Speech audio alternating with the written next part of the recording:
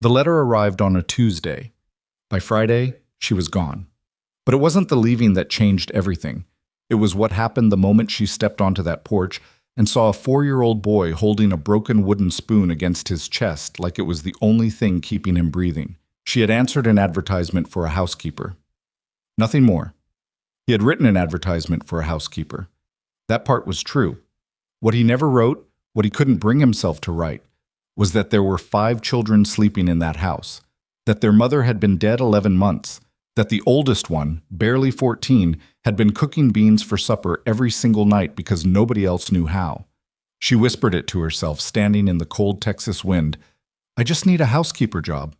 She had no idea what she was walking into, and neither, honestly, did he. If this story already has your heart, stay. Subscribe, hit that bell, and drop the name of your city or country in the comments below. I want to see exactly how far this story travels. Now let's begin. The morning Eliza Rowan left Missouri, she had $42 folded into the lining of her left boot, a carpet bag held together by a leather strap. She'd stitched herself 3 times over, and absolutely no plan beyond the advertisement she'd torn from the back page of the Hannibal Courier-Post. Seeking capable housekeeper for working ranch, Caldwell County, Texas. Room and board provided. Honest work, fair terms. Inquire, S. Mercer, Box 14, Haskell. She'd read it 4 times. Then she'd written the letter. Then she'd burned the second draft because it sounded desperate, sent the third because she was. She was 26 years old, and the life she'd built in Missouri had come undone the way cheap fabric does. Not all at once, but thread by thread, until one morning you reach for it, and there's nothing left to hold. Her mother had passed the previous winter. The boarding house where she'd worked as a cook's assistant had been sold to a gentleman from St. Louis who brought his own staff. The man she'd thought might marry her had married someone else in April. Not dramatically, not cruelly, he'd just stopped coming around. And one day she realized she'd been waiting for a knock on the door that was never going to come. So when the letter came back from Texas, plain handwriting, no ornamentation, she packed what she had and went. The train ride took 2 days and cost her $19 of her $42. She ate 1 meal in the dining car and spent the second day eating crackers she'd wrapped in a cloth and tucked into the side pocket of the bag. She watched the land change through the window, the green of Missouri giving way to something flatter, drier, more demanding. Texas didn't ease you into itself. It just appeared. She arrived in Haskell on a Thursday afternoon. The man who was supposed to meet her, a ranch hand named Dell, according to the letter, was not at the station. She waited 40 minutes on a wooden bench with her bag at her feet before a boy of about 16 drove up in a wagon that had seen better years and looked at her like he'd forgotten she was coming. "You the housekeeper?" he said. "I am," she said. "And you are?" He looked away. Dell. "Sorry about the wait. Had trouble with the fence line this morning." She climbed up onto the wagon without his help. He didn't offer it. The ride to the Mercer Ranch took an hour and 20 minutes. Dell said maybe 6 words the entire time. She tried twice to start a conversation and let it go after the second attempt landed nowhere. She looked at the land instead, the wide, flat stretch of it, the scrub brush, the sky that went on longer than seemed reasonable. It was November. The air had a bite that surprised her. She'd thought of Texas as hot, always, but this was a cold that came sideways. When the ranch house came into view, her first thought was, "It's bigger than I expected." Her second thought came almost immediately after. "It's sadder than I expected." It wasn't falling apart exactly. The structure was sound, but there was a quality to it. Something in the way the shutters sat slightly crooked, the way the front steps had a coat of mud that nobody had bothered to sweep, the way the curtains in the front window were drawn, even though it was the middle of the afternoon, that told her nobody in this house had been paying attention to the house for a long time. They'd been paying attention to surviving instead. Dell pulled the wagon to a stop and climbed down without a word. She climbed down herself. The front door opened before she reached the porch. He was taller than she'd imagined from the letter, dark-haired, somewhere in his late 30s, with the kind of face that would have been handsome once, and wasn't unhandsome now, but was wearing something heavy that had nothing to do with age. He had on a work shirt, dusty at the elbows. His jaw was unshaved by at least 3 days. He looked at her the way a man looks at something he's not sure will solve the problem he's hoping it will solve. "Miss Rowan," he said. "Mr. Mercer," she said. There was a pause that lasted about 2 seconds too long. "I appreciate you coming all this way," he said. "Come inside, I'll explain the—" That was when she saw the boy. He was standing just behind Silas Mercer's left leg, almost hidden. 4 years old, maybe, with dark curly hair and eyes that were watching her with a kind of raw, open assessment that only very small children and very old people still allow themselves. He was holding something in both hands, a wooden spoon, or what had been one. It was broken clean across the handle, and someone had wrapped a piece of twine around the break, trying to hold it together. He was gripping it against his chest with both fists. She stopped walking. She didn't know why she stopped. She just did. The boy watched her. She watched the boy. She looked at the spoon, that small, broken, carefully mended spoon, and she felt something move in her chest that she didn't have a name for yet. "That's Finn," Silas Mercer said, and his voice did something when he said the name, softened at an edge that had been hard everywhere else. "He's 4. He doesn't talk much to people he doesn't know." "That's all right," she said quietly. "I don't either." Finn stared at her for 3 more seconds. Then he took 1 step back and disappeared behind the door frame. She followed Silas Mercer inside. The inside of the house told the same story as the outside, but louder. The kitchen was functional, but unloved. The front room had furniture that had once been arranged with care. She could tell from the indentations in the floorboards, but had been pushed aside and left.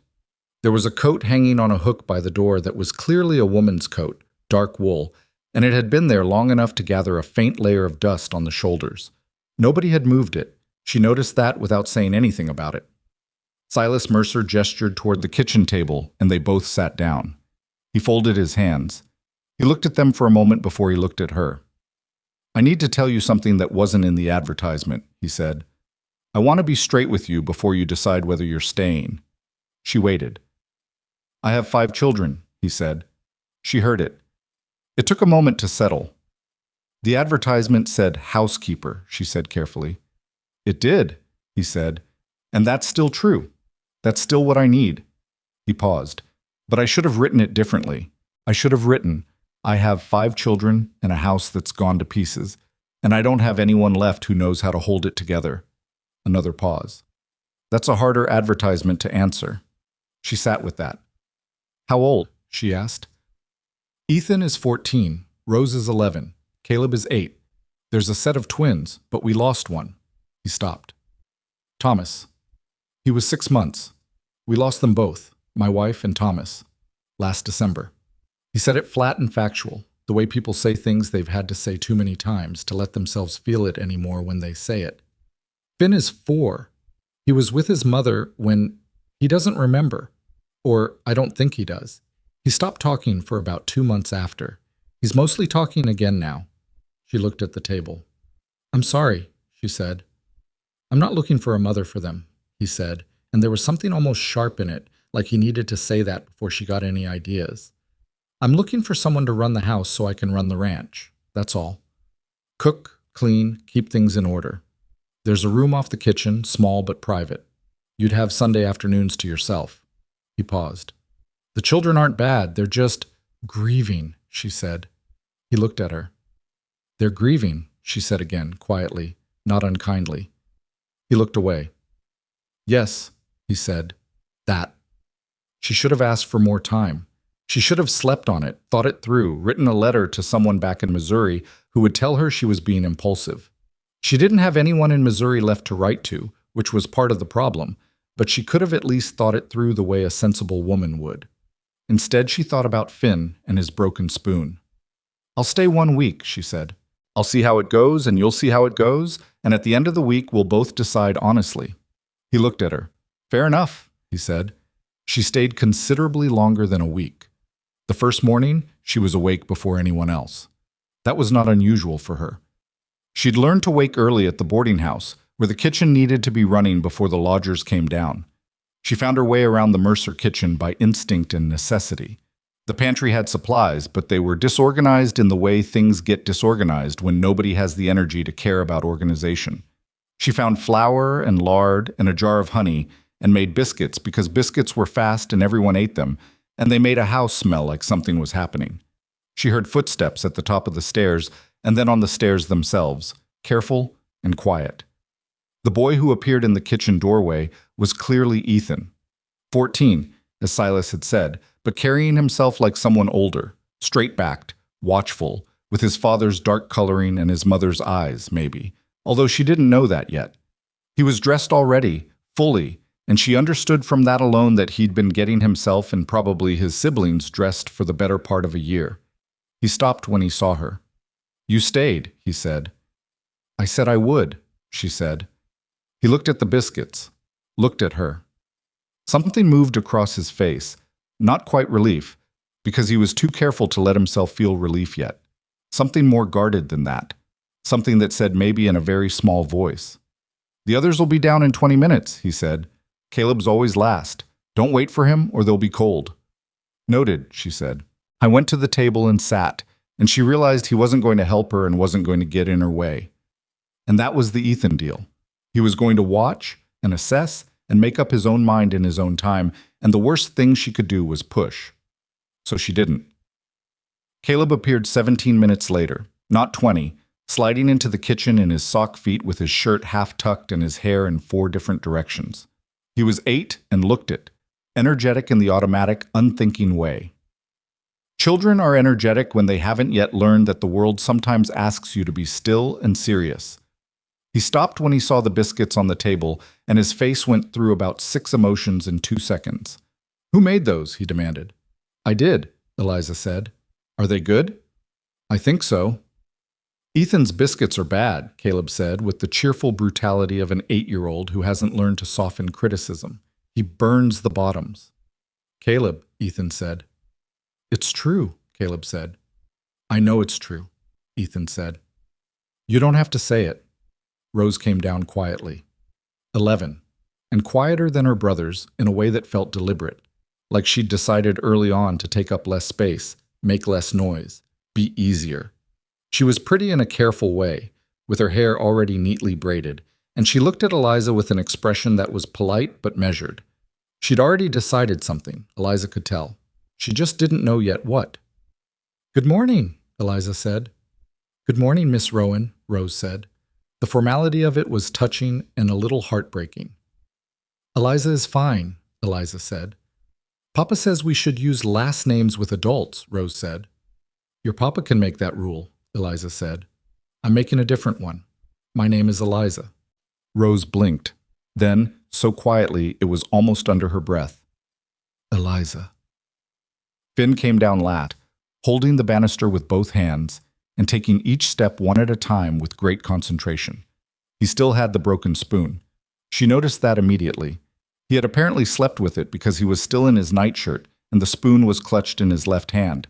He stopped at the bottom of the stairs and looked at her. "Good morning, Finn," she said, and kept her voice the same as she'd used with everyone else. Not softer, not higher, not the particular pitch adults sometimes use with very small children that children always notice and resent. He looked at her for a long moment. Then he walked to the table and climbed into his chair. She took that as progress. Silas came in from outside when the biscuits were already on the table, carrying with him the smell of cold air and hay. He stopped just inside the door and took in the scene. His 4 children at the table, something hot and golden on the table. A woman at the stove who had figured out where everything was without being shown. And she saw something flicker across his face that he shut down almost immediately. He sat at the head of the table without saying anything about the biscuits. But he ate 3 of them. The morning went the way first mornings in new places go, awkward at the edges, full of small negotiations. She found the cleaning supplies and started on the kitchen, which took most of the morning because the kitchen was the room that told you everything about how a house was really being run. She didn't say anything about the state of it, she just cleaned. Around midday, Rose appeared in the kitchen doorway and watched her for a while. "What happened to the woman before you?" Rose asked. Eliza looked at her. "I don't know. Was there someone before me?" "Mrs. Hartley. She left in September." Rose paused. "She said the children were too much work." "Is that what she said?" "She said Caleb broke her best mixing bowl on purpose." Rose paused. "He did, actually. But she'd been mean to Finn, so Caleb decided to do something about it, Eliza said. Rose looked at her carefully. You're not going to tell him he was wrong? I'm going to stay out of things that happened before I arrived, Eliza said. But no. If someone is mean to a child in your care and you're 8 years old and the only tool you have is a mixing bowl, I understand the logic. Rose was quiet for a moment. Then, most adults don't. I know, Eliza said. Rose left. She came back 40 minutes later with a clean dish towel and started drying the dishes Eliza had washed. She didn't say anything about it. She just started doing it. Eliza didn't make a fuss of it. She just said thank you, like it was ordinary, and Rose pretended it was. By the end of the first week, the kitchen was clean and the front room had been rearranged back to the way those floorboard marks suggested it had once been. She'd fixed the curtains so they opened. She'd found a vase and put dried grasses in it because there were no flowers this time of year, but the table needed something. She'd learned that Ethan took his coffee black and too strong, that Caleb would eat anything except cooked carrots, that Rose had a book she was reading and reread pages she'd liked, that Finn always needed his spoon within reach, or he became quietly, wordlessly distressed in a way that was worse than crying would have been. She'd learned that Silas Mercer worked from before dawn until after dark and came in for supper already exhausted, and that he thanked her for meals in a tone that was sincere but careful, and that he watched his children from across the table with an expression that was love and grief and terror all mixed together. The expression of a man who is terrified that the people he loves most need more from him than he knows how to give.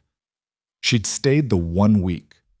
On Sunday evening, he found her on the porch, which had become a thing she did, stood outside for 20 minutes in the cold after supper, just to have 20 minutes that were only hers. He came out with 2 cups of coffee that she hadn't asked for, and he handed her one, and they stood side by side looking at the flat dark of the Texas sky. You're staying, he said. It wasn't a question. I'm staying, she said. It wasn't an answer to the question she hadn't been asked. He nodded, drank his coffee, looked at the dark. I should tell you, he said, the ranch is in trouble, financially.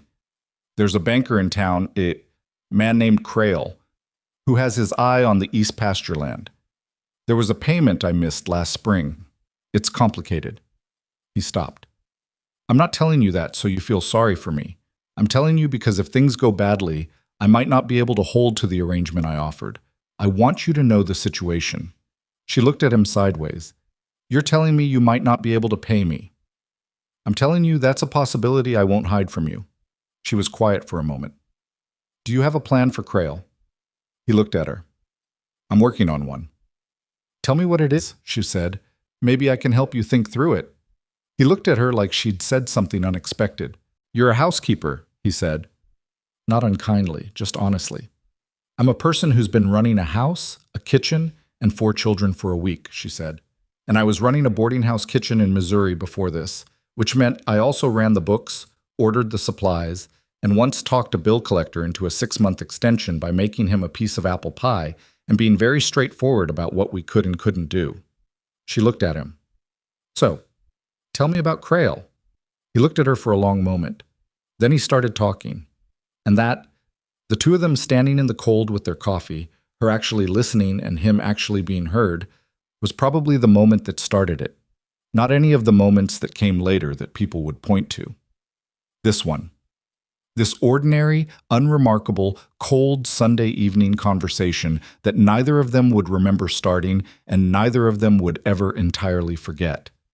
Inside the house, behind the curtain that she'd fixed so it now hung properly, Finn Mercer sat at the kitchen table with his broken, twine-wrapped spoon held in both hands and listened to the sound of 2 adult voices talking in the dark outside. And slowly, almost without meaning to, he relaxed the grip he'd been holding for 11 months. Just slightly. Just enough. The thing about a house that has been grieving is that it doesn't come back all at once. It comes back in small pieces, the way color returns to a face after a long illness. First one thing, then another, and you don't notice it happening until one day you're standing in a doorway and you realize the room looks different than it did a month ago, and you can't name any single thing that changed, but everything has. Eliza had been at the Mercer Ranch for 3 weeks before she figured out the pattern of the place. Not the daily schedule, which she'd learned in the first 4 days, but the deeper pattern, the one underneath. The way Ethan always checked on Finn before he went to sleep, even when he was so tired he could barely keep his eyes open. The way Rose set the table every evening with the cups and plates in the exact same position every single time, like the sameness of it was the only thing she could control. The way Caleb, who seemed like the most unguarded of all of them, actually watched everything from the corner of his eye and processed it later in ways that came out sideways, in questions he'd ask 3 days after the thing he was really asking about, in the way he'd go very quiet when he'd been very loud for too long. And Silas. The way Silas moved through his own house like a man who was a guest in it, careful, apologetic, taking up as little space as he could, as if the house still belonged to someone else, and he was only borrowing it. She thought about that a lot, in the early mornings when she was alone in the kitchen. The third Sunday, she moved the woman's coat. She'd been thinking about it for 2 weeks. She didn't ask Silas about it because she understood, without needing to be told, that asking about it would make it into something bigger than it needed to be. She waited until he was out on the range with Dell and Ethan, until Rose had taken Finn outside with a book, and Caleb had disappeared somewhere with the single-minded purposefulness of an 8-year-old who has found something interesting to investigate. Then she took the coat down from the hook, folded it carefully with her hands, and carried it upstairs. She knocked on the door she thought was Silas's bedroom. No answer. She opened it slightly. It was his.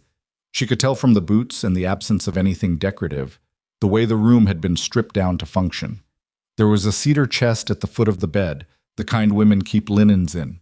She put the coat inside it.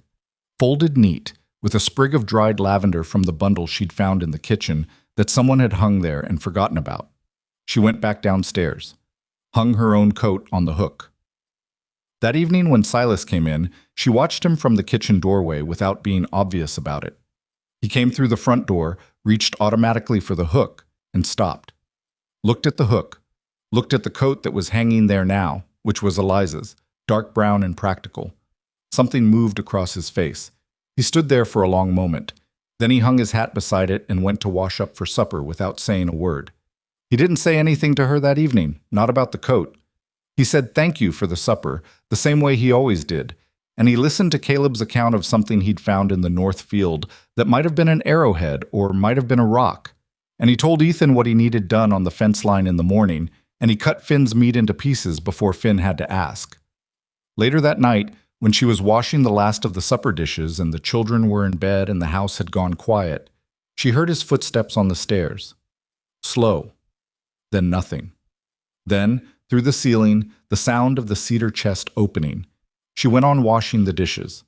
The next morning, there was a cup of coffee on the kitchen table when she came down, already made, still hot. She was always the first one up.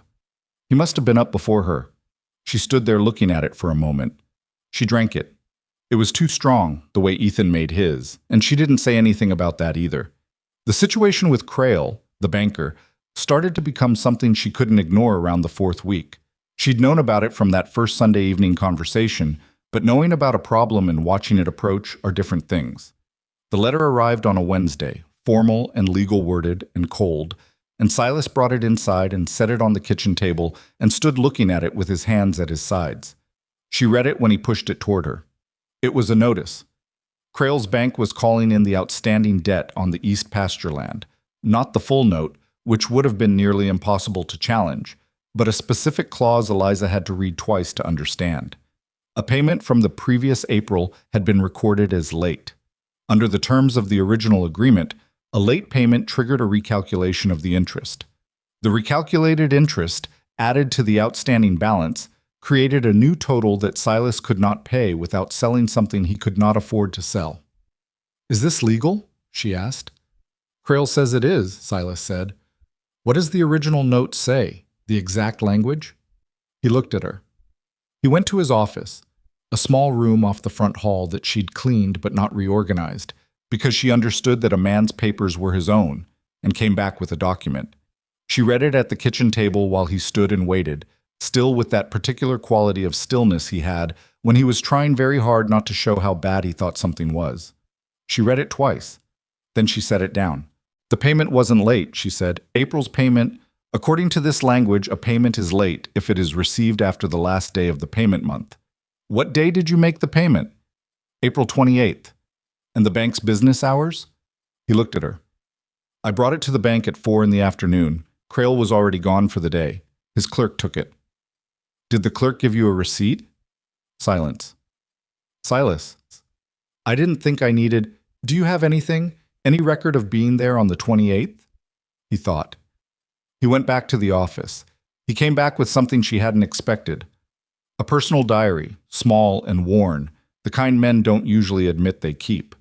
He opened it to April, running his finger down the page. I wrote it down, that I'd been to town, I had to get feed, and I went to the bank. April 28th. That's not nothing, she said. That's your own record. It won't be worth as much as a receipt, but if you have anyone who can confirm you were in town that day. Dell, he said immediately. Dell came with me. Then you have a witness, she said. He looked at her. Crail is not going to take this lying down, Eliza. He wants that pasture land. He's wanted it for 3 years. This note was written when I was in a bad place. Right after Charlotte died, I wasn't thinking straight about anything. And I think he wrote it the way he wrote it on purpose. He's been waiting for a moment. She sat with that. Then we don't let him have his moment, she said. And we don't fight him alone. What does that mean? Who are your neighbors, she asked. The ones who know you, the ones who've worked alongside you or whose families have been here as long as yours. He named them slowly, uncertain where she was going. The Halversons to the north. Old Pete Garza and his 2 sons to the south. The Whitfield family, 3 miles east, who had been on their land since before the county was a county. A widow named Mrs. Cordell, who ran a small operation of her own and had a reputation for being more practical than most of the men combined. How many of them does Crail also hold notes on? She asked. Silas went quiet. Most of them, he said slowly. Crail holds most of the paper in this county. Then they all have reason to care about this outcome, she said. Because if he can do this to you, he can do it to any of them. A payment that gets claimed as late on a technicality. A clause that nobody read carefully enough. He'll pick you off one at a time if you let him. She looked at him steadily. You need to ask them for help, not money. Witness and pressure. Show Crail that this county is watching what he does. Silas's jaw tightened. I don't ask for help. I know you don't, she said. That's been apparent since I arrived. What's that supposed to mean? It means, she said carefully, that there's a difference between pride that protects you and pride that leaves your children without a ranch. She paused. I'm not saying it to be unkind. I'm saying it because it's true, and I think you already know it. He looked at her for a long moment. Something in his face moved through several different expressions, none of them comfortable. She held his gaze and didn't flinch from it. The Halversons wouldn't come, he said. Not for something like this. How do you know? I haven't spoken to Anders Halverson in 18 months. Why not? Another pause. We had a disagreement about a fence line. Is the fence line more important than the ranch? He didn't answer that. He picked up his hat from the table, which meant he was going outside to think, which she'd learned was what he did. She let him go. He came back in at supper time. He didn't say anything about the Halversons that evening. But 2 days later, on a Friday morning, she saw him ride out north. Not toward the range. North, toward the Halverson property. He was gone for most of the morning. He came back with his jaw set and his shoulders different. Not relaxed exactly, but settled, the way someone looks after they've done a hard thing and it turned out to be possible. Anders will come, was all he said. She nodded. Went back to what she was doing. Over the next 2 weeks, Silas made his rounds. Not easily, not smoothly. She could see it costing him each time, could see him come back from each conversation a little wrung out in a way he tried to hide. But he went. Old Pete Garza, who shook his hand and said he'd known Crail was pulling something like this for years, and he'd be proud to say what he'd seen. The Whitfields, who had their own complaints about the bank, and were less surprised than anyone. Mrs. Cordell, who apparently let Silas stand on her porch for all of 30 seconds before she said, I know why you're here, and the answer is yes. When Silas told Eliza that part, there was something close to a smile at the corner of his mouth. She'd started to recognize it, that almost smile, the one he'd forgotten he was allowed to have. Meanwhile, the house was doing its own quiet changing. Caleb had started helping her in the kitchen. Not cooking. He had no interest in cooking and no patience for precision, but other things. He could shell peas faster than anyone she'd ever seen, with a focus that was completely at odds with his usual chaotic energy. She didn't comment on it. She just handed him peas to shell. Rose had started leaving her book on the kitchen table in the evenings instead of taking it upstairs to read alone. She didn't say anything about it. She just started being present. Eliza would work on mending or on the household accounts, and Rose would read, and sometimes one of them would say something and sometimes they wouldn't, and the quiet between them got more comfortable by degrees. Ethan remained the most cautious. He was 14 and he'd been in charge of things for too long, had made himself into the person things did not fall apart under, and that kind of self-making leaves marks that don't smooth out quickly. He treated Eliza with consistent, careful respect that kept its distance. He thanked her for meals, completed anything she asked him to without complaint, and offered absolutely nothing personal in return. She didn't push.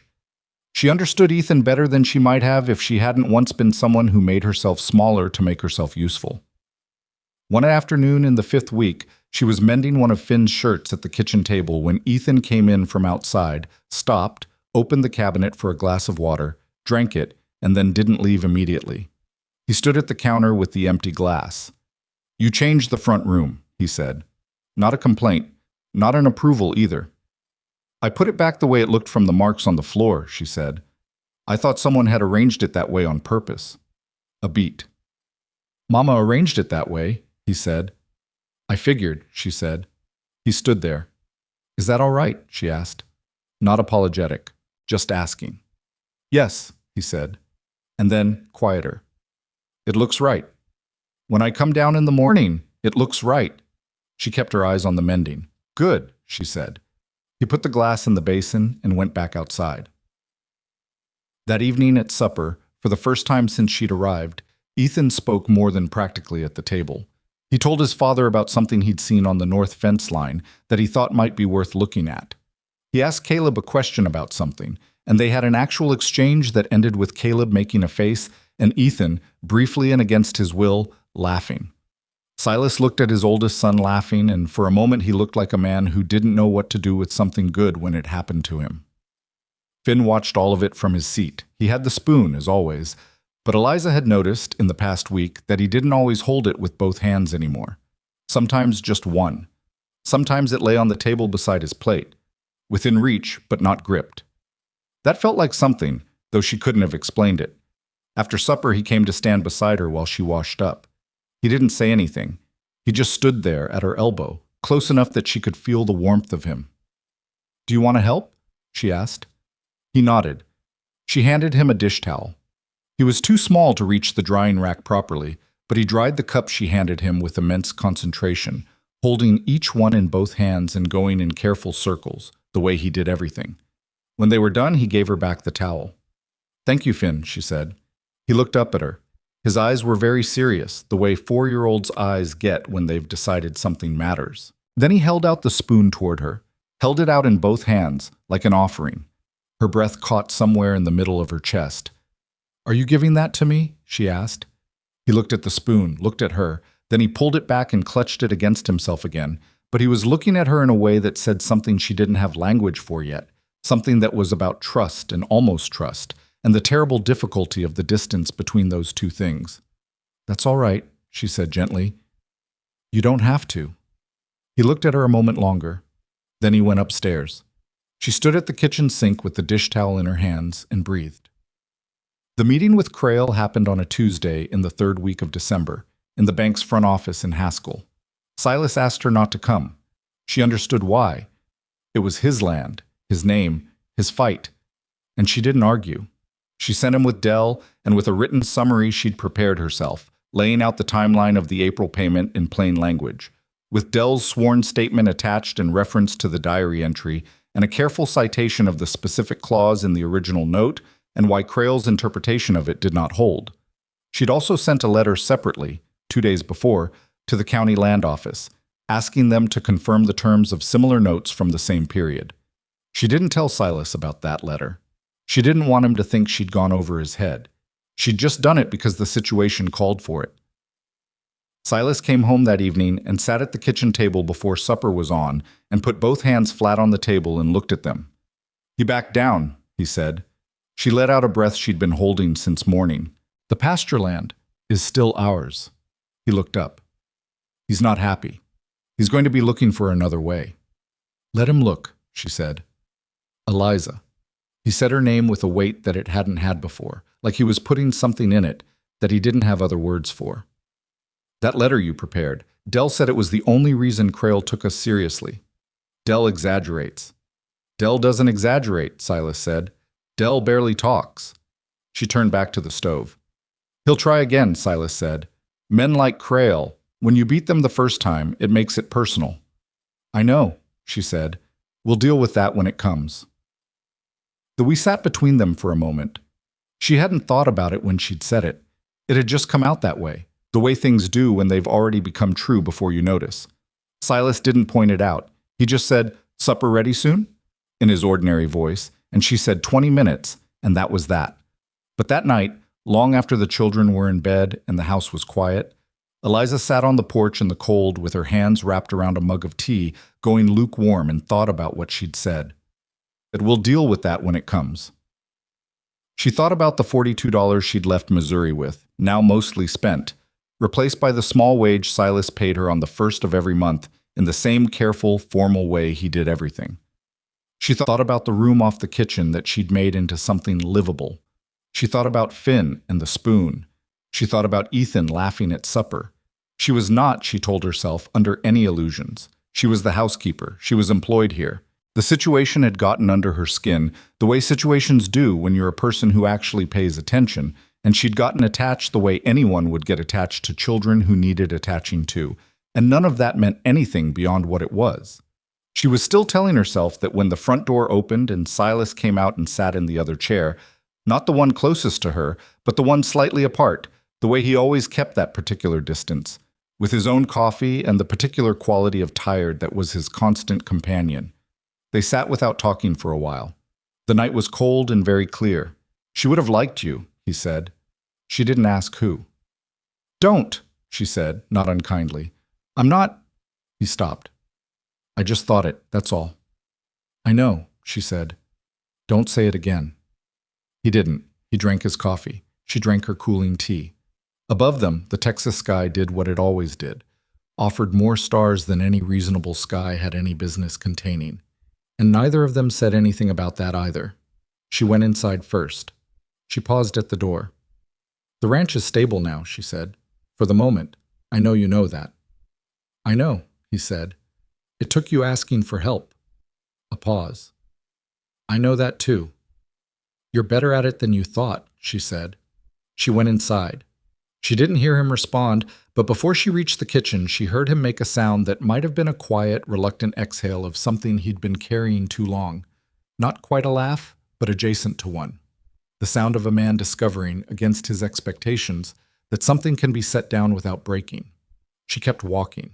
Behind her on the porch, he sat a while longer in the cold, with the stars overhead and the wide, flat dark of the land he'd been fighting for on all sides.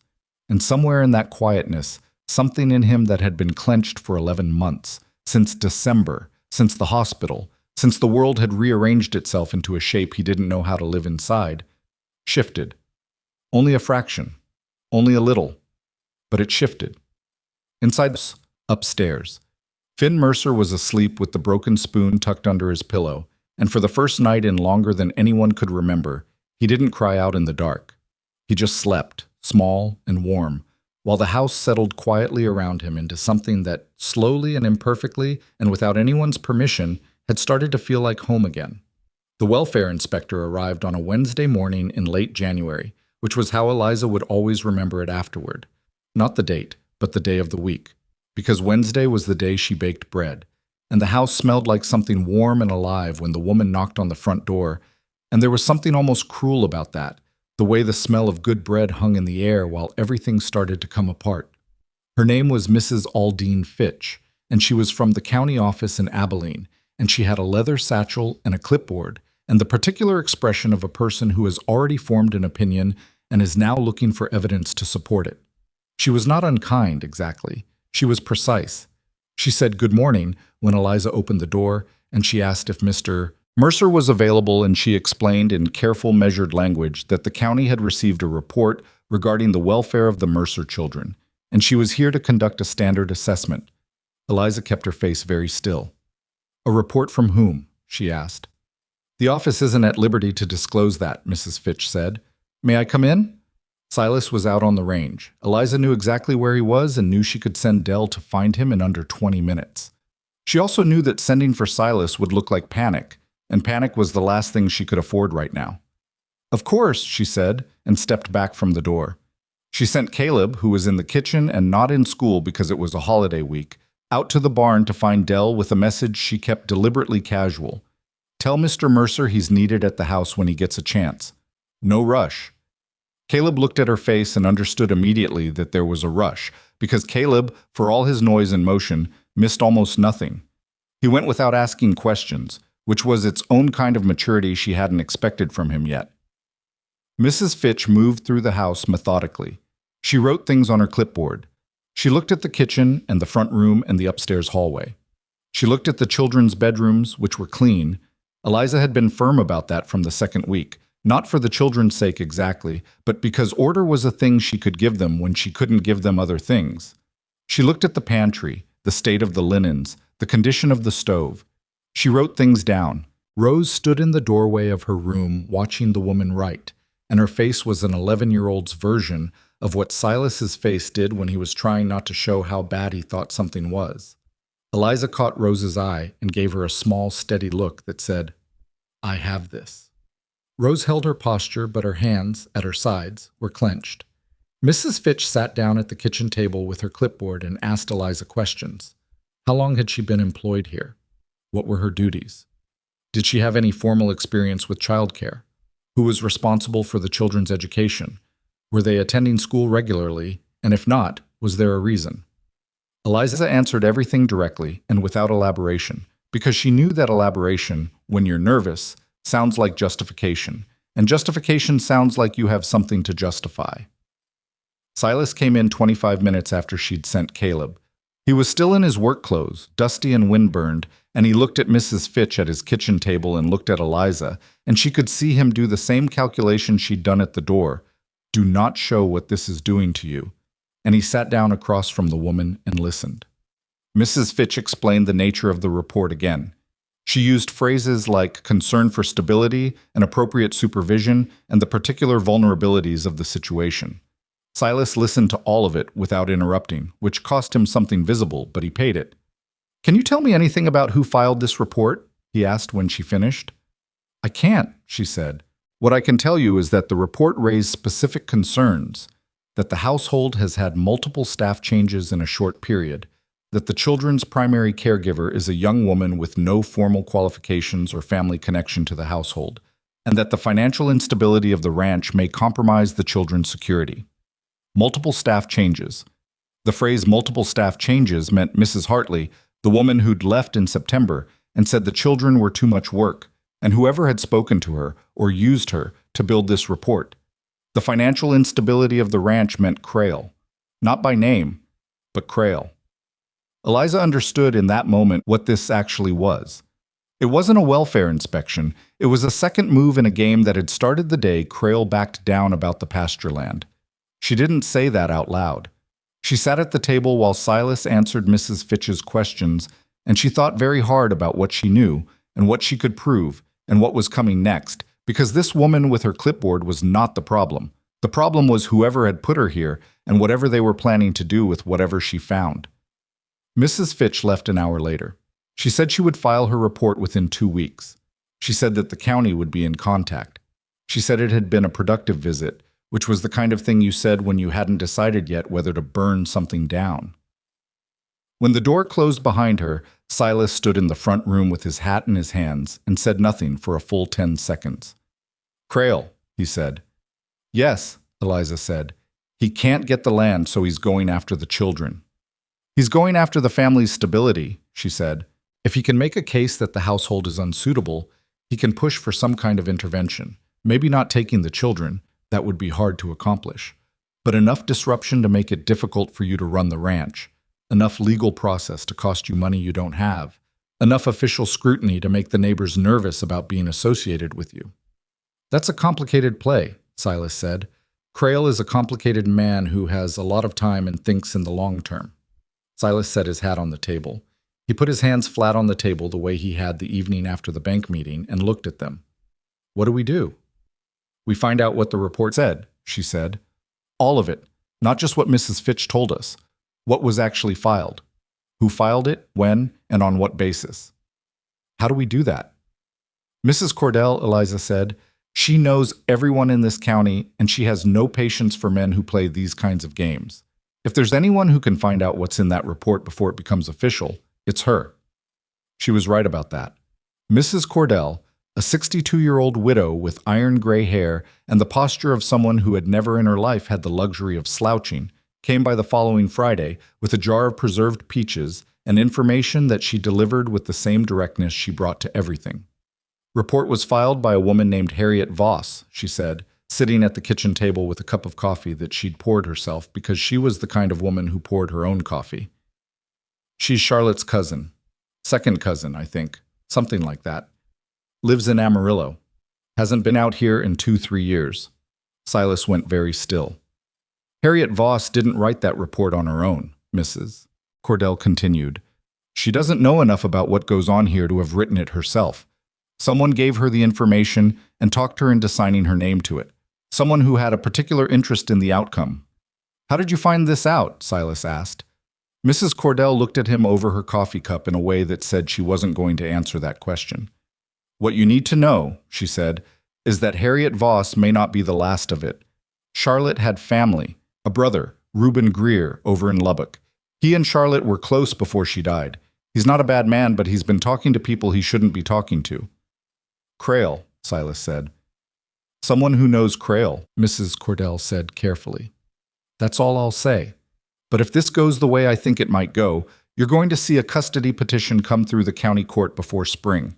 Charlotte's family asking to take the children on the grounds that the household is unstable. The word custody hit the room like something dropped from a height. Eliza looked at Silas. He had gone the particular color that very dark-haired people go when the blood leaves their face. Not pale exactly, but gray, underneath, like the color had pulled back from some internal cold. They don't have grounds, he said. And then, because he knew it wasn't that simple, do they? A widower with 4 children, a recent history of financial trouble, and a housekeeper who's been here 2 months as the primary caretaker? Mrs. Cordell said it without cruelty. Just plainly. A lawyer with something to prove could make that sound concerning. That doesn't mean they'd win. It means they can try. After Mrs. Cordell left, Eliza found Silas in the barn, not working, just standing in the middle of the main aisle with his hand on the neck of his horse, the way men sometimes go to animals when they don't know what to do with what they're feeling. She stood in the doorway a moment before she came in. Tell me about Reuben Greer, she said. He kept his hand on the horse. Good man. Was. I don't know what he is now, what someone's been telling him. He paused. After Charlotte died, he came out here, stayed 2 weeks. He was good with the children, especially Ethan. He and Ethan have always gotten along. Another pause. He told me before he left that if I ever needed anything, he was there. He meant it when he said it. And now he's talking to the wrong people. Grief does things to people, Silas said. He lost his sister. Maybe someone's convinced him that the children would be better off with family. Maybe he believes it. Do you think he does? Believe it? Silas thought about that honestly. I think he misses Charlotte. I think he looks at those children and sees her. And I think if someone told him that a stranger was raising Charlotte's children while her real family had no say, yeah. I think that would hurt him enough to do something he'd otherwise know was wrong. She thought about that. Then we need to talk to him, she said. Not through lawyers, not through the court, directly. Silas looked at her. You want me to go to Lubbock? I want you to write a letter first, she said. A real one. Not a legal letter. A personal one, from you to him, about the children. About what Ethan is doing and how Rose is doing in her reading and what Caleb found in the north field that he's convinced is an arrowhead. About Finn. Silas was quiet. About Charlotte, if you can manage it, she said. Even just a little. Not to perform grief for him. Just to let him see that you haven't locked her away somewhere and forgotten her. That she's still in this house. She is in this house, he said, with a rawness that surprised them both. I know, she said quietly. Then say that. He wrote the letter that night. She didn't read it. She left him at the desk in his office with the lamp on and the door mostly closed, and she went to bed and lay awake for a while listening to the scratch of his pen through the wall and thought about how strange it was, how genuinely, specifically strange, that she'd come here for $42 and a fresh start and had ended up in the middle of something this large and this complicated and this entirely human. She thought about leaving. She was honest enough with herself to sit with that thought rather than dismiss it. She could go. She had enough now to get to another city, find another situation. She was not bound here by anything legal. She was hired help, technically. And the help was becoming something else in ways that nobody had named out loud, and maybe nobody should name out loud. And that was exactly the kind of thing that made leaving the sensible option. She thought about Finn, about the spoon, about the way he'd held it out toward her in the kitchen and then pulled it back, that terrible small gesture of wanting and not yet being able to. She thought about Rose saying Eliza in that barely there voice the first morning. She went to sleep. The letter went to Lubbock. 10 days passed. Then a reply came, not from Reuben Greer, but from a lawyer in Abilene named Harmon Price, who represented, as the letter stated in formal language, the interests of the Greer family with regard to the welfare of the minor children currently residing in the Mercer household. The letter requested that Silas present himself and his household for a formal meeting to discuss the children's situation, failing which the Greer family would proceed with a petition to the county court. Silas read it at the breakfast table. He read it twice and set it down and said nothing. Caleb, who was 8 and couldn't read legal language but could read rooms better than most adults, said, "What is it?" And Ethan said nothing, which was the wrong answer. And Caleb said, "It's not nothing, Ethan. Nobody looks like that when it's nothing." And Ethan said, "Caleb, eat." And Caleb ate, but he did it watching his father's face the whole time. After breakfast, when the younger children had gone outside, Ethan stayed at the table. "Charlotte's family," he said. Not a question. Silas looked at his son. "You heard."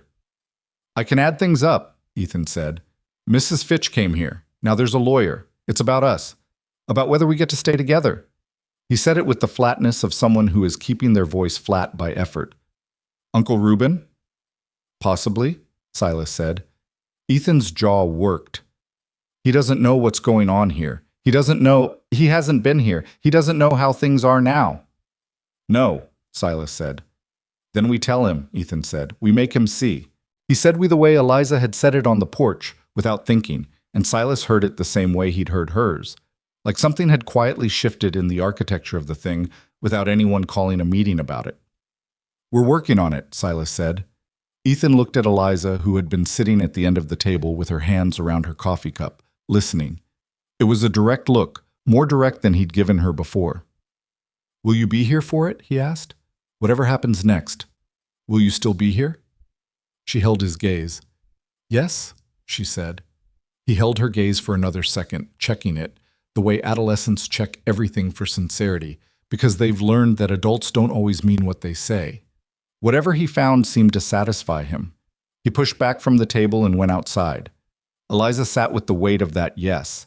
She'd said it without hesitation, and she meant it without reservation, and that, she thought, was probably the clearest sign of how thoroughly she'd stopped being a housekeeper and started being something else that neither she nor Silas had a word for yet. The meeting with Price and the Greer family representatives happened in Haskell, at the county courthouse's small conference room, on a cold Thursday in February. Silas went with Dell as a witness. Eliza stayed at the ranch, which was the right call. She was not family, she had no legal standing, and showing up would have handed Price exactly the narrative he was building. Unstable household centered on an unqualified young woman with no family connection. She spent the day cleaning things that didn't need cleaning and watching the clock. Silas came back in the late afternoon. He came through the front door and she could tell from the set of his shoulders before he'd even looked at her that it had gone badly. "They're filing," he said. She closed her eyes for half a second. "When?" "Price says within the month. Formal custody petition, Caldwell County Court. Reuben Greer and Harriet Voss as joint petitioners." He sat down on the bench by the door, still in his coat, the way he sat when the weight of something was more than could be carried standing. "They're not trying to take all of them. They're targeting Finn." She felt it like a physical thing. "Finn," she said. He's the youngest. He's the most, Price used the word vulnerable. He said the household documentation shows that Finn had a period of not speaking, that he's developmentally delayed in certain areas, that he requires more specialized care than an informal household arrangement can provide. His voice was controlled in the way that requires active work to make it controlled. Charlotte's cousin in Amarillo has no children. Price is arguing she can provide dedicated attention that a working ranch cannot. They're going to separate him from his family, Eliza said. That's the plan, I think. Take Finn first. Establish that the household is insufficient, then make a broader case for the other children. She sat down across from him. She thought about Finn at the kitchen table with his spoon. She thought about how long it had taken him to let her hand him a dish towel. She thought about what it would do to him, to all of them, but to him specifically, Finn, who had lost his mother and his twin brother in a single December night and had spent months in a silence that nobody could reach, to take him from this house, from these people, and put him somewhere unfamiliar with someone he did not know. No, she said. Silas looked at her. No, she said again, and she meant it with every part of herself. That is not going to happen. Eliza, I want to know who this lawyer is, she said. Harmon Price. I want to know if he's done this before, if there's a pattern, if there's anything about how he operates that we can understand before this goes to court. I want to know the judge. Who has these cases in Caldwell County, and what do they care about, and what do they respond to? She was speaking quickly, the way she spoke when she was thinking out loud. And I want to know if Mrs. Cordell knows anyone at the county welfare office who can tell us exactly what Mrs. Fitch's report said, because what that report says is what Price is going to build on. You sound like a lawyer, he said. I sound like someone who is very angry and is trying to be useful instead, she said. He looked at her for a long moment. There was something in his face she hadn't seen before, or had seen in pieces, but not all at once. Something that was past the stage of assessment, past the stage of gratitude, something that had no careful distance in it. I don't know how to do this, he said quietly. The legal part, the court part. I know, she said. But we're going to figure it out. That night, after the children were in bed, they sat at the kitchen table with every document they had. The original note from Crail's bank, the diary entry from April, the letter to the county land office, Mrs. Cordell's informal intelligence, the lawyer's letter from Price. And they went through it all piece by piece, not because everything was relevant, because Eliza needed to see the whole shape of it, the way it fit together, and because sitting at a table working on a problem is better than sitting alone with fear. At some point past 10 o'clock, Silas said her name, not as the start of a sentence, just her name. She looked up from the papers. I need to ask you something, he said. He was not looking at the papers. I was looking at her with that expression she'd seen earlier, the one without careful distance in it. And I need you to know before I ask it that you can say no and it won't change anything between us. Nothing about the work, nothing about anything. She set down the paper she was holding.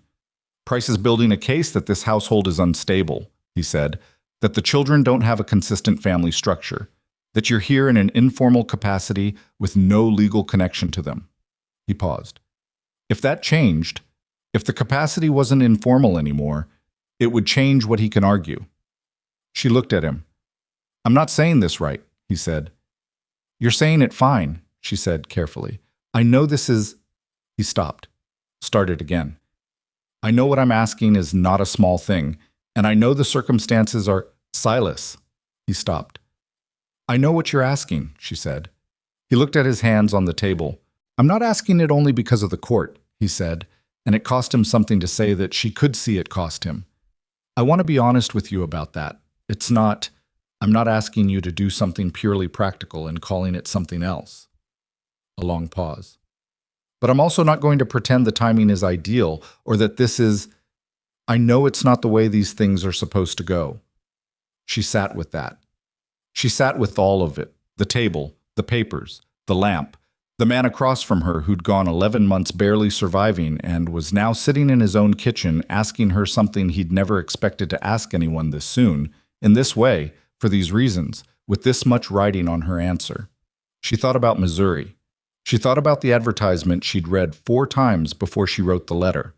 She thought about the $42 and the carpet bag and the way the house had looked when she'd first seen it, sad and closed and not paying attention to itself. She thought about all the ways she was not the right woman for this. She was 26 and impractical, and she had no family left to vouch for her, and she'd burned 3 years on a man who'd stopped coming around, and she didn't know anything about ranching, and she'd never expected to be someone's mother, and she was frankly terrified of what she was feeling when she let herself feel it. She thought about Finn, upstairs, asleep with his spoon.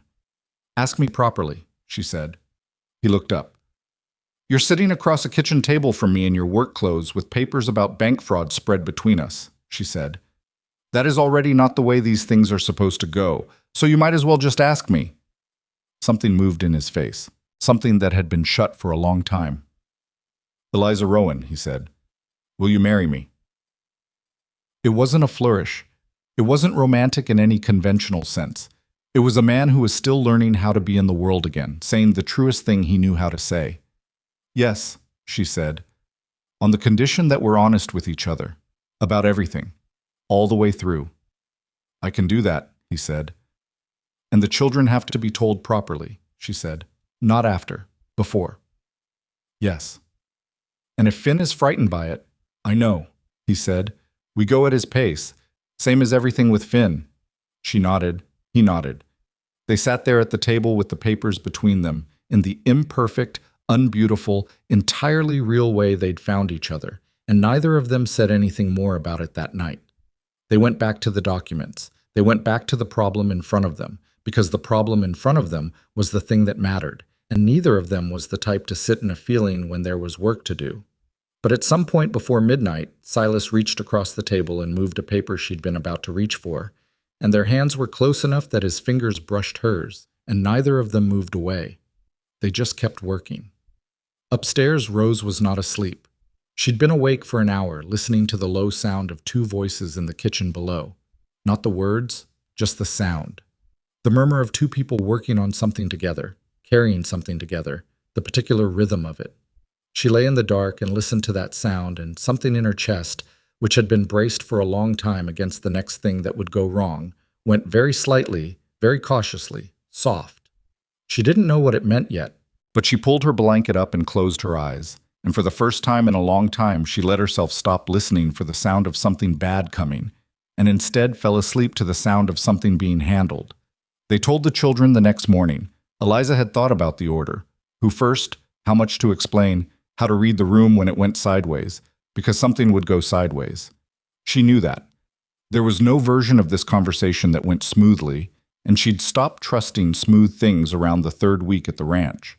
Silas called them all to the kitchen table after breakfast, which was unusual enough that Caleb immediately said, "What happened?" before anyone had sat down, and Ethan said, "Caleb." And Caleb said, "It's a legitimate question." And Rose said nothing, but she put her hands flat on the table in the exact same way her father did, which neither of them had ever seemed to notice about each other, but Eliza had noticed from early on. Finn climbed into his chair with the spoon, which was simply always the case now, and looked at his father. Silas said it plainly. He was not a man who wrapped things in extra words when he could help it, and Eliza had learned to respect that about him even when the plainness was difficult. He said that there were people trying to interfere with the family, that some of them had legal means to do it, and that the best way to protect everyone, to protect Finn specifically, and he said Finn's name clearly and looked at his youngest son when he said it, was for him and Eliza to marry.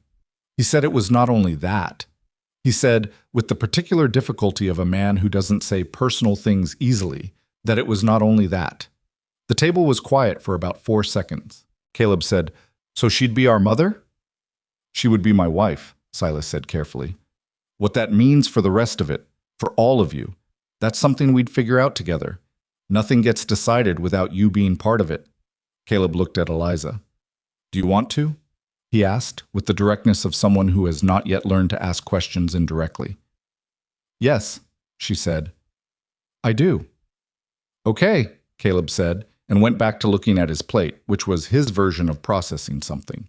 He got very focused on whatever was in front of him while his brain worked on the bigger thing. She'd learned to read that.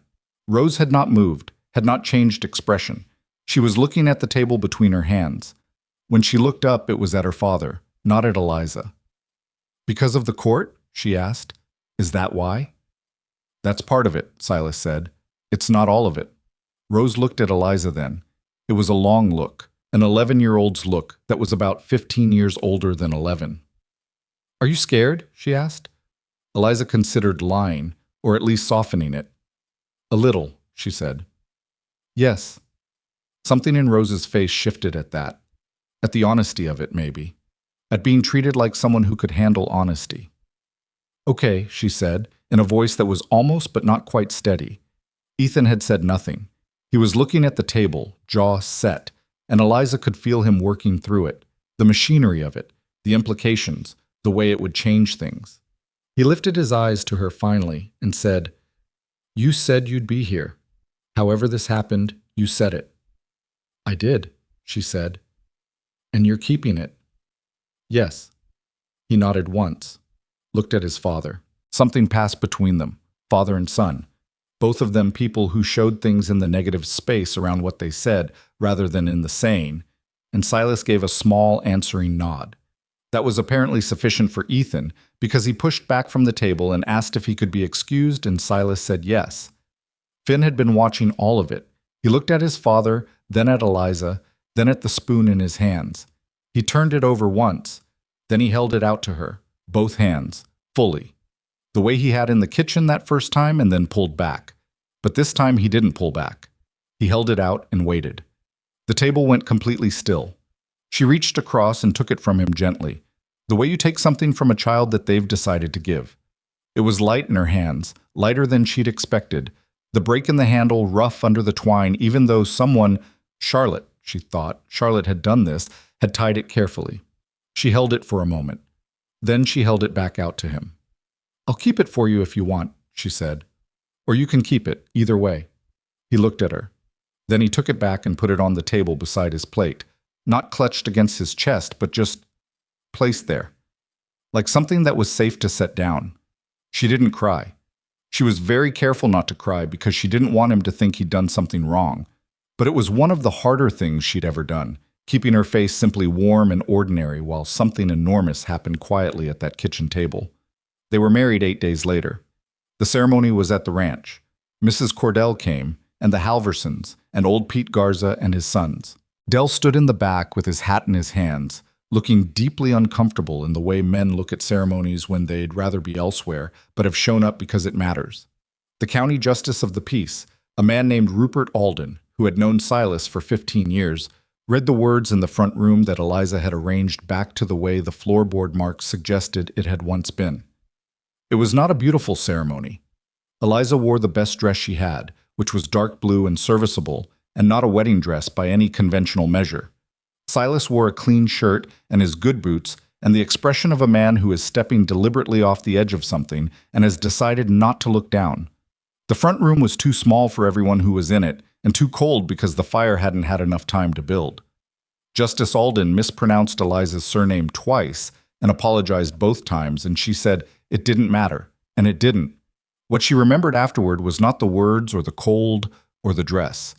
She remembered that Finn stood beside her for the entire thing with his hand resting against her arm.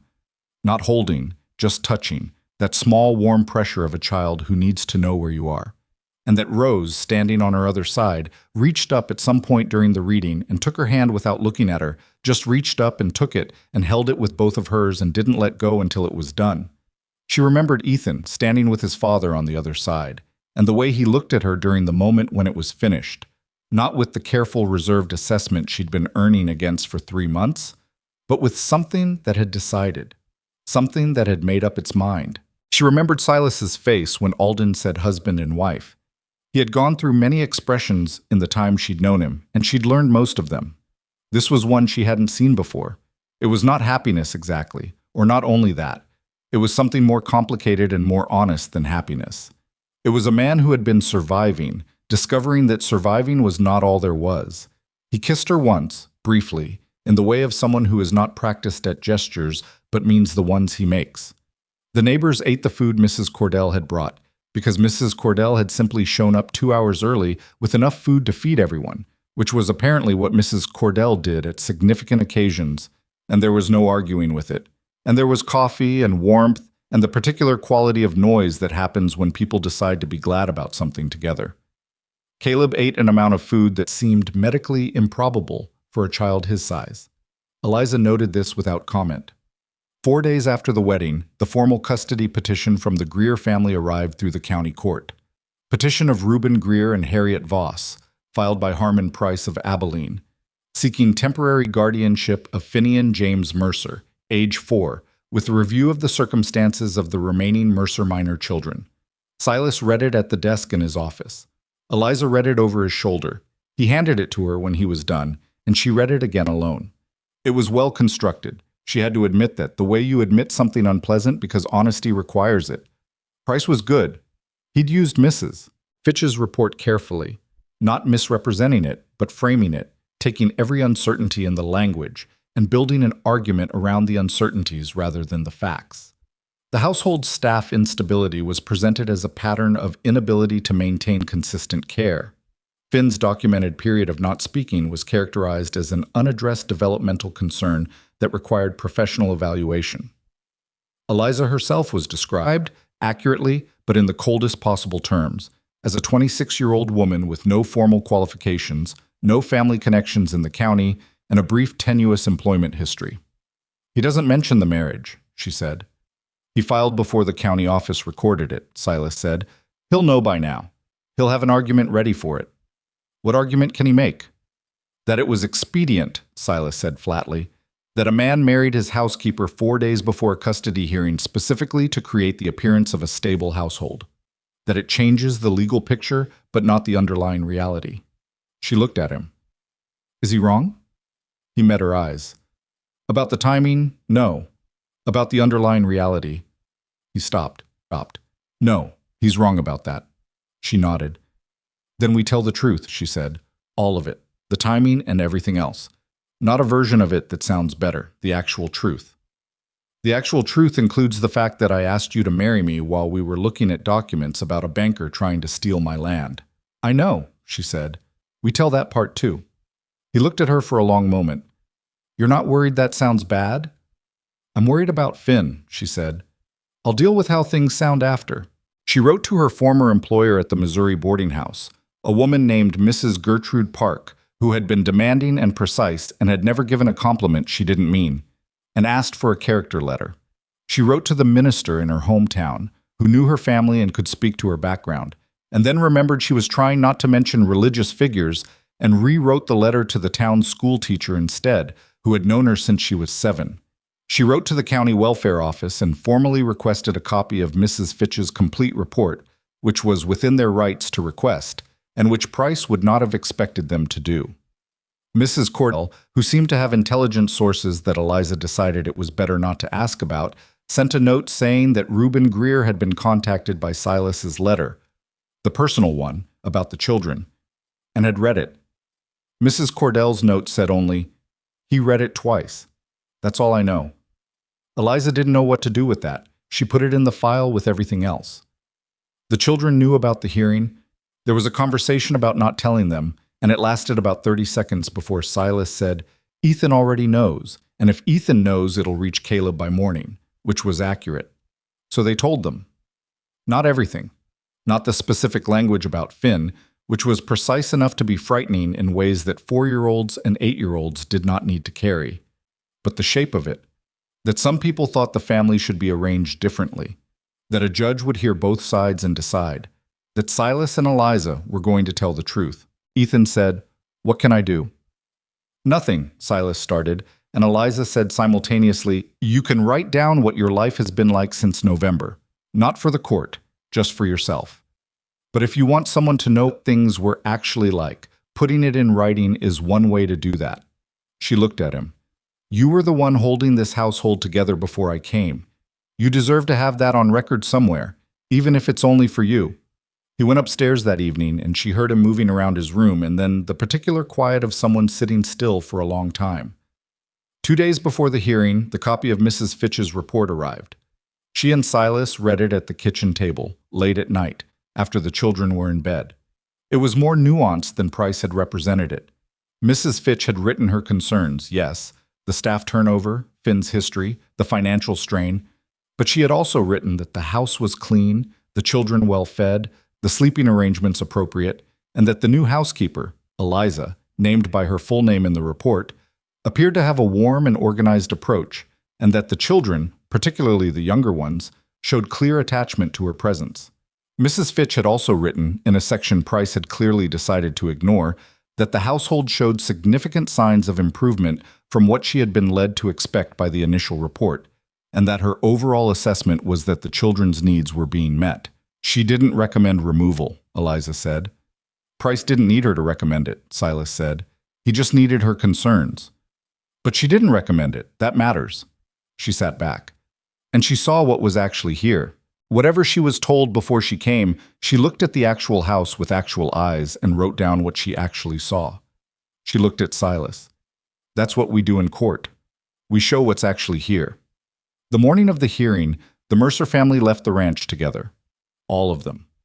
Eliza had thought about leaving the younger children with Dell, and Silas had been inclined to agree, but Rose had said quietly at breakfast, "We should all be there."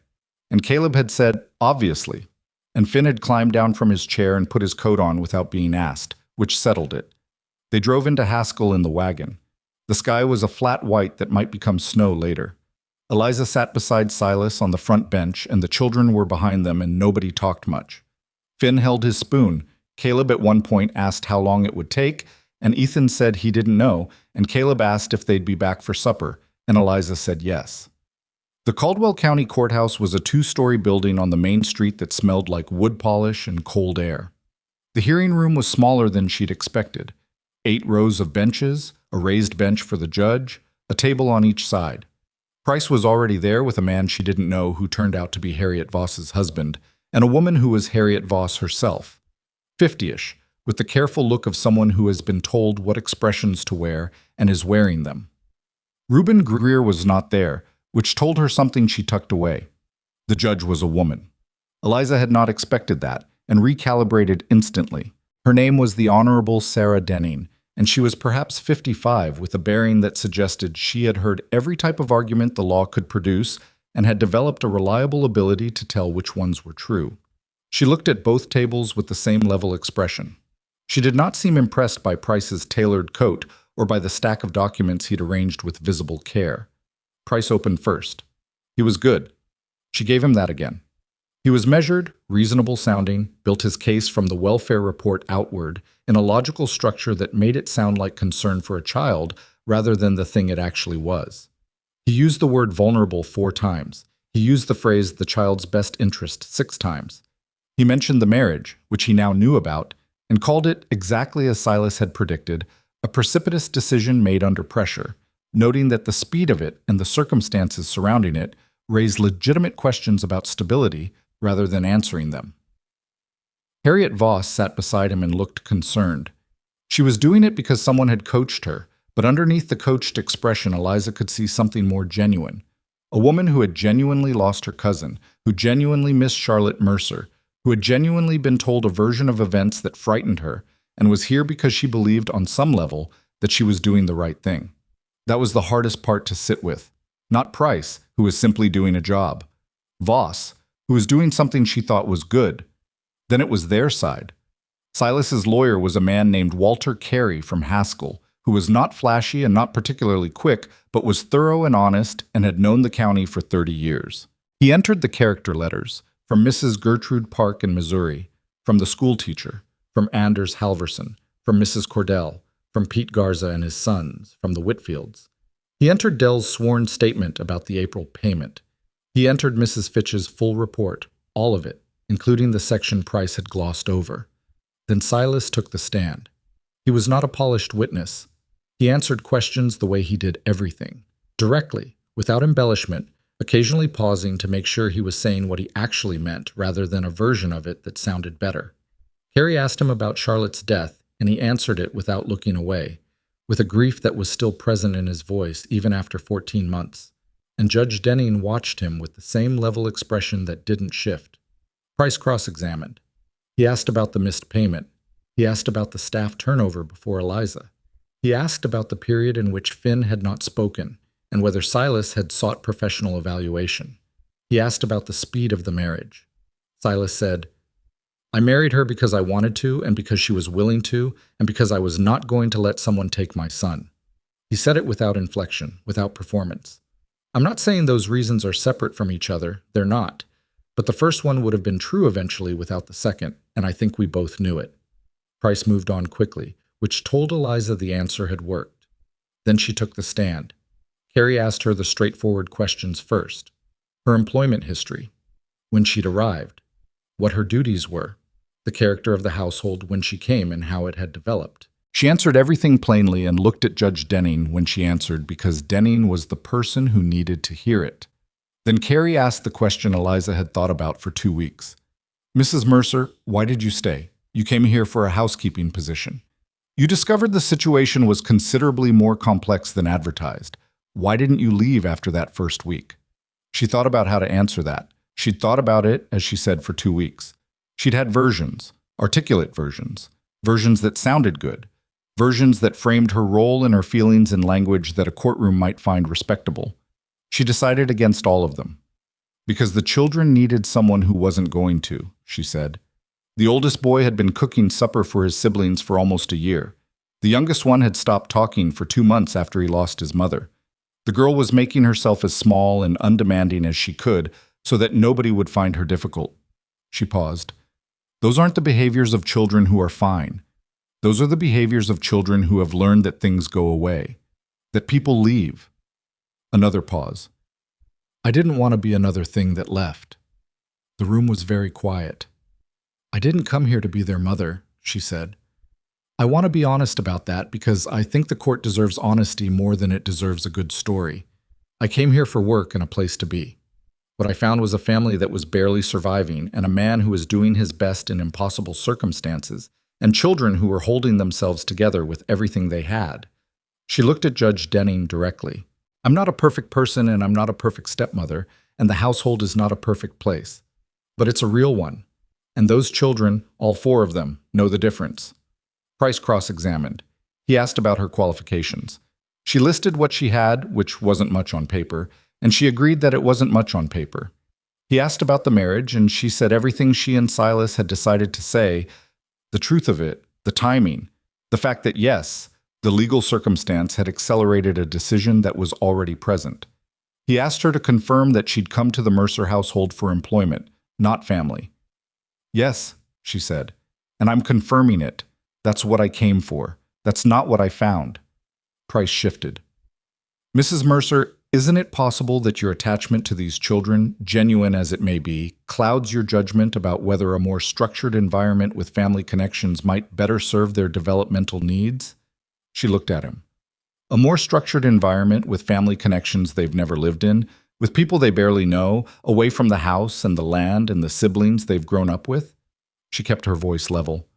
The child you're asking about was silent for 2 months after his mother died. He talks now. He helps dry dishes after supper. He gave me his most important possession to hold for a minute, last month, and then took it back because he wasn't quite ready. That's not a child who needs a more structured environment. That's a child who's finally starting to trust that the world isn't going to take things from him. And you are asking me to be part of taking something from him.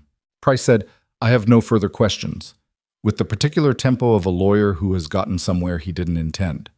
The closing arguments were shorter than she expected. Carrie went through the evidence methodically.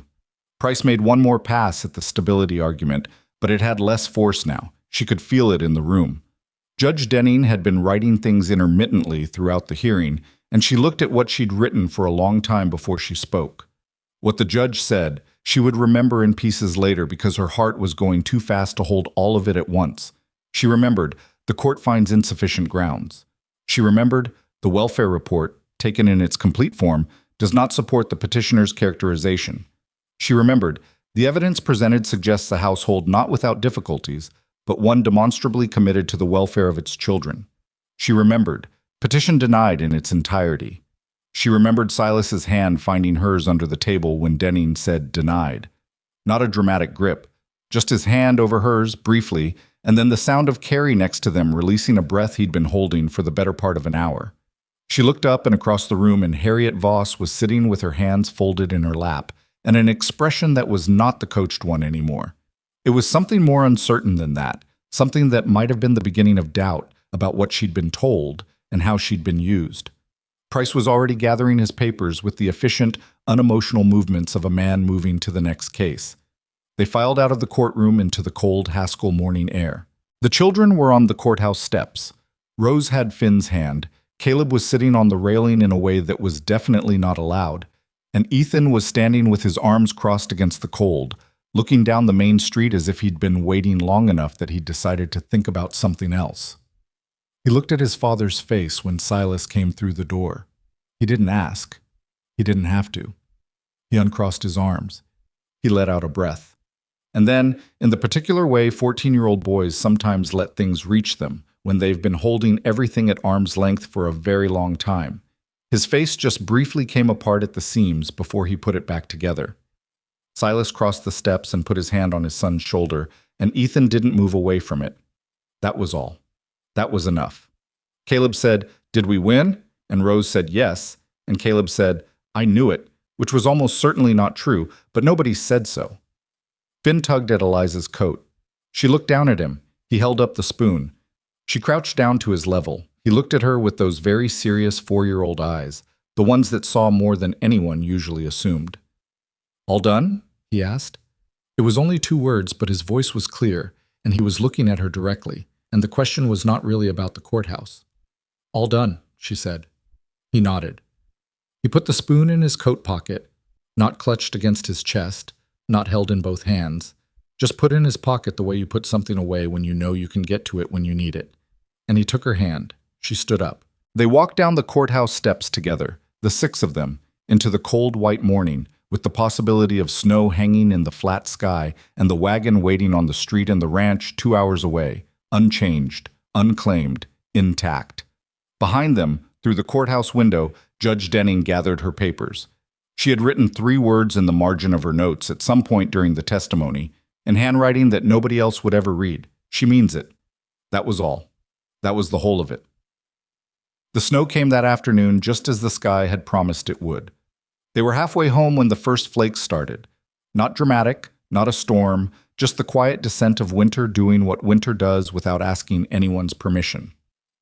Caleb stuck his hand out from under the wagon covering and tried to catch flakes on his palm, which was something Eliza had seen children do in Missouri, and apparently was something children did everywhere, regardless of what else was happening in their lives.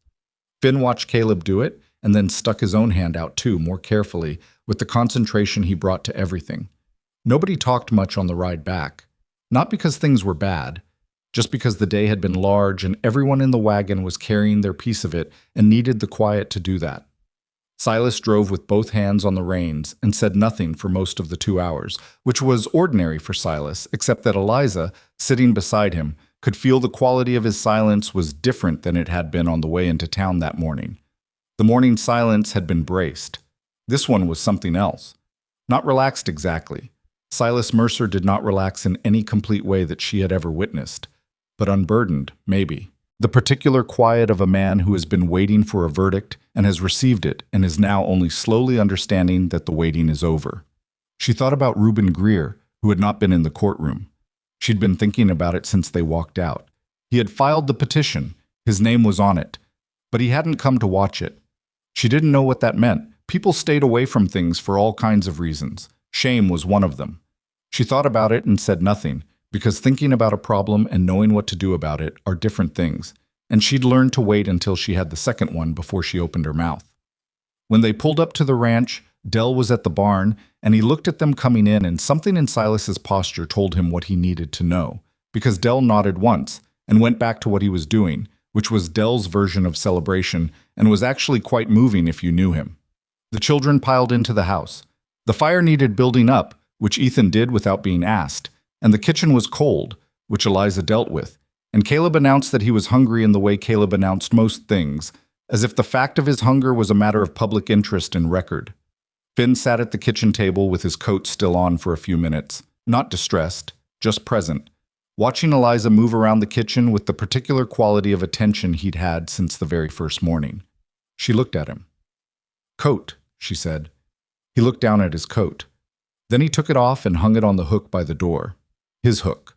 the small one at the bottom that she'd added in the second week because the original arrangement was designed for adults, and came back to the table and sat down. She went back to making supper.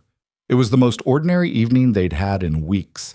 The pressure that had been living in the house since Mrs. Fitch's visit, that particular low-grade tension that everyone had been carrying and nobody had talked about because talking about it made it larger, was simply not there anymore.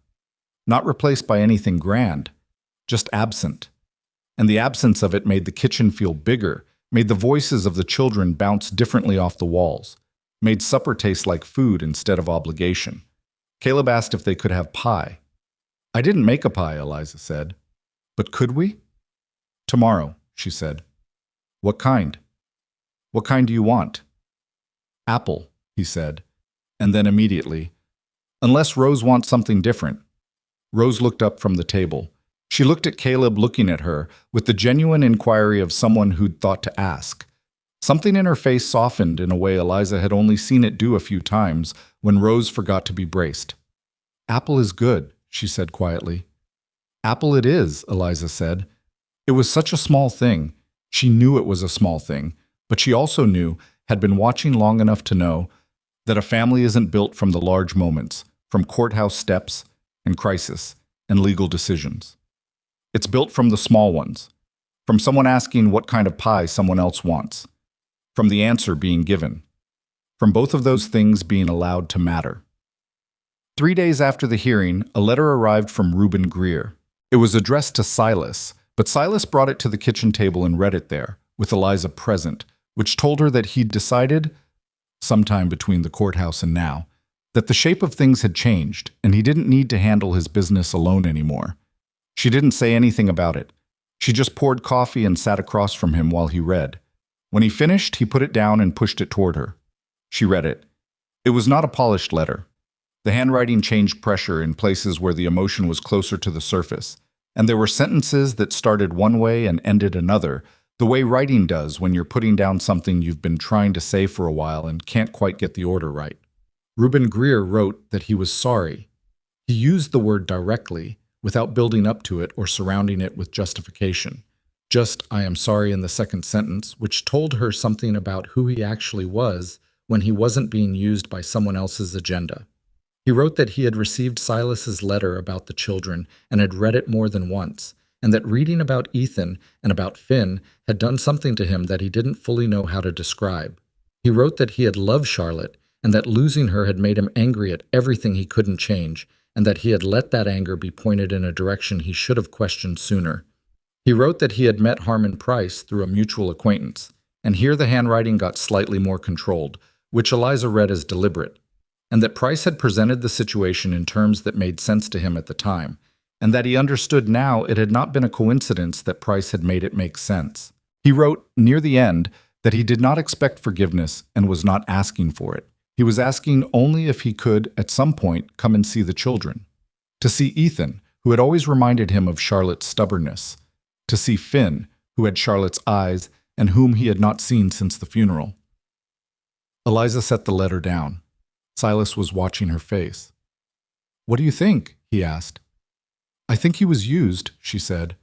"I think Crail, or someone near Crail, found a grieving man who missed his sister and told him a story that explained his grief by giving it a target." She paused. "I think the person who filed that welfare report was Harriet Voss, but the person who convinced her to was Reuben Greer, and the person who convinced Greer was someone who wanted that pasture land."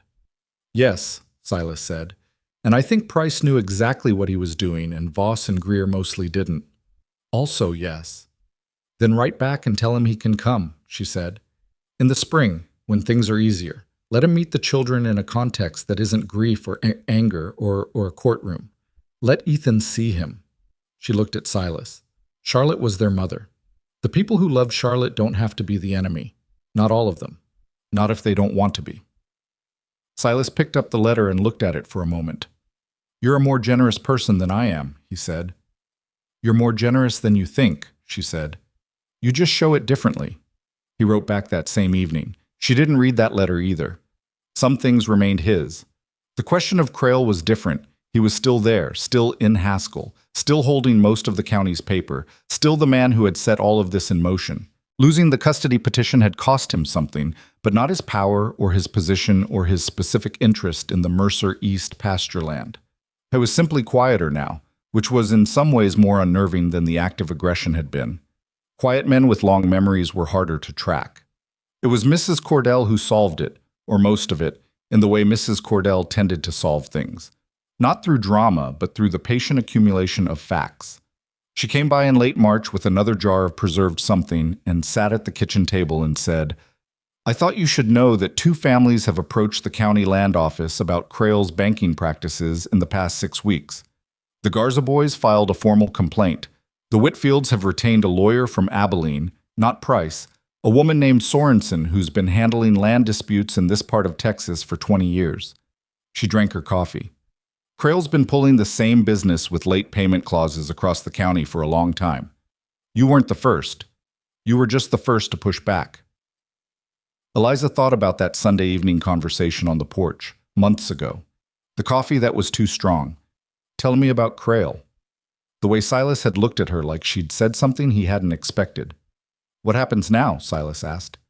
"Now there are enough people with enough complaints that the county office has to take notice," Mrs. Cordell said. "I'm not saying Crail goes to prison. I'm not saying the bank folds. But I'm saying that a man whose practices are under formal review by multiple parties has less room to maneuver than he did before." She set down her cup. "You didn't do that. The Garza boys did it, and the Whitfields did it. But it started when you asked your neighbors to come to the table instead of handling it alone." Silas said nothing for a moment. Then, "I had help with that decision." Mrs. Cordell looked at Eliza with the expression of someone who has known a great many things for a long time and simply waited for other people to catch up. "I know you did," she said. "Spring came in the way Texas spring comes, not gently, because Texas was not a gentle place in any season, but with a kind of determined warmth that pushed back the cold until the cold simply gave up. The ranch responded the way land always responds to its people paying attention to it, incrementally, practically, without any grand gestures. The cattle were in better shape than they'd been in 2 years, because Silas had the mental space now to manage the herd properly, rather than simply reacting to each crisis as it arrived. The East pasture land, still and intact and very much Mercer land, had the first green coming through the grass in April. Ethan noticed it first, which was typical. He came in one evening and said, "The East field is coming in," with the flat factual tone he used for things that mattered to him in ways he didn't want to be obvious about, and Silas said, "Good," with the same tone, and they looked at each other for a second with that father and son language that lived between what they said and what they meant. Ethan was different. Eliza had been watching it happen slowly enough that she couldn't have pointed to a moment when it changed, only to the accumulated difference. He stood differently. Not the same rigid, straight-backed, responsibility-carrying posture from before, but something more natural, more like a 14-year-old who was choosing to be reliable rather than a boy who had no choice but to be. He laughed more. Not constantly. Ethan was not Caleb and never would be. But the almost laughs that used to stay almost were now completing themselves more often, and the sound of it in the house was something that still surprised Eliza sometimes, in the best way. He came to her one Saturday morning in April when Silas was out and the younger children were occupied and stood in the kitchen doorway in the way he had from the very beginning, that waiting to be assessed quality, as if he were still deciding something. She'd learned to just let him stand there until he got to it. "I want to ask you something," he said. "All right," she said. "What you said in the courtroom, about us, about why you stayed." He paused. "Did you know you were going to say it that way before you said it? Or did it just come out like that?" She thought about it honestly. "I knew the facts of it," she said. "I didn't know the order I'd say them in until I started talking." He absorbed that. "It was good," he said. "What you said." "Thank you, Ethan." "I wrote it down when we got home. What you said." He looked at the floor and then back at her. "I've been writing things down, like you said to. Not for the court. That's over. Just, I wanted to keep some of it." "That's a good thing to do," she said. "Mama used to write things down," he said. It was the first time he'd brought Charlotte directly into a conversation with Eliza. Not defensively, not with the careful sideways quality of someone navigating around a subject, just plainly, as information. She had a journal. I don't know what happened to it. Have you looked? Eliza asked. He shook his head. It might be in the cedar chest, she said. I put some of your mother's things in there when I first arrived. I should have told you. I should have told all of you, actually, and I didn't, and that was wrong of me. He looked at her. Why didn't you? Because I didn't know if it would help or hurt, she said. And I thought the decision of whether to look should be yours to make when you were ready, not mine to make at all. She paused. But I should have told you where things were. That part was mine to do. He thought about it. Okay, he said. He didn't say it's fine or don't worry about it, which were the social lubricants people used to avoid real responses. He just said okay, which was Ethan, for I hear you, and I'm accounting for it. Ethan, she said. He looked at her. You don't have to figure out what to call me, she said. Not now, not ever, if you'd rather not. That's not what any of this is about. He was quiet for a moment. I know, he said. I've been thinking about it anyway. Another pause. Not because anyone told me, just because I wanted to. She didn't press it. She turned back to the stove and he went outside, and that was that. Except that 2 weeks later, at supper, he said, Eliza, can you pass the bread? In the most ordinary tone imaginable. And it was the first time he'd called her by her name directly, and nobody at the table made anything of it, and she was very grateful for that. Rose had her own way of getting there, which was slower and more internal than Ethan's, and had its own particular shape. Rose had spent the year after Charlotte's death being the girl who didn't need things, who had made herself easy and compact and manageable so that her father would have fewer things to worry about. It was a natural response and a kind one, and it had cost Rose something she hadn't even known she was paying until things started to ease, and she didn't know how to stop paying it. It came out in small ways. A morning in March when Eliza found her in the kitchen before anyone else, just sitting at the table with her book closed, and asked if she was all right, and Rose said, I don't know how to not be helpful, which was one of the most honest things Eliza had ever heard a child say about herself. She sat down. What do you mean? I mean, Rose stopped, started again. When Mama died, I kept thinking, what can I do? Because if I was doing something, it was better than not doing something. And now things are, she looked up, things are better. And I don't know what to do with that. It's like I forgot how to just be. Eliza sat with that for a moment. How old are you, Rose? 11. You have been the most grown-up 11-year-old I have ever met, she said. And that's partly admirable and partly heartbreaking, and I think you know both of those things already. Rose looked at her. You are allowed to not be helpful sometimes, Eliza said. You are allowed to want things without checking if someone else needs something first. You're allowed to have a bad day without making it smaller so it doesn't inconvenience anyone. She paused. Those aren't big things. They're just ordinary permissions that 11-year-olds are supposed to have. Rose was quiet for a long time. How do you learn that? She asked. If you forgot it? The same way you learn anything, Eliza said. Slowly, by practice, by someone reminding you when you forget. She looked at the girl across the table, this careful, bright, self-contained child who had remade herself into whatever the people she loved needed her to be. I'll remind you. Rose looked at her. Something in her face, which was usually so composed, did what Finn's had done at the courtroom steps, came briefly undone before coming back together. She nodded. She opened her book. She read in the kitchen for 40 minutes without getting up once to help with anything, which was its own small, significant, difficult act of practice. Caleb required less reconstruction than the others in certain ways, and more in ways that were harder to see.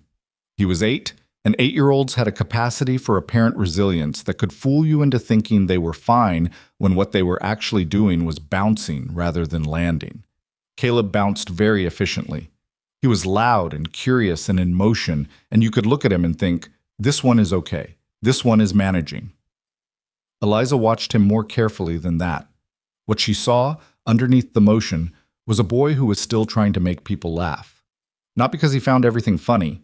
He didn't. She knew he didn't. She'd seen his face in unguarded moments and knew what he was covering. But because making people laugh was the thing he knew how to do, and in the year after Charlotte's death, it had been the thing he'd understood as his job. Keep the atmosphere from going all the way down.